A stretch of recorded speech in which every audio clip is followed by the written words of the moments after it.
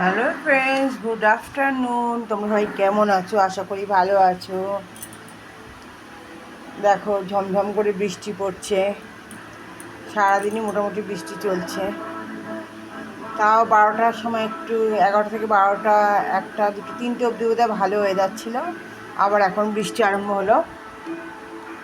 একটু রোদও উঠেছিল বেশ। তোমাদের খাওয়া হয়ে গেছে কিনা কমেন্টস করে জানিও। দেখো, তোমাদের সাথে সকাল থেকে কিছু শেয়ার করা হয়নি, তাই এখন নিয়ে চলে এলাম দুপুরের খাওয়া দাওয়া, একদম সিম্পল লাঞ্চ।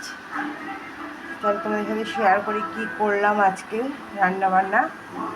ভাত তো আছেই, তার সাথে আছে লেবু, কাঁচা লঙ্কা, পেঁয়াজ, পটল ভাজা, আর এটা হচ্ছে পটল আর আলু মাখা সেদ্ধ আর কি।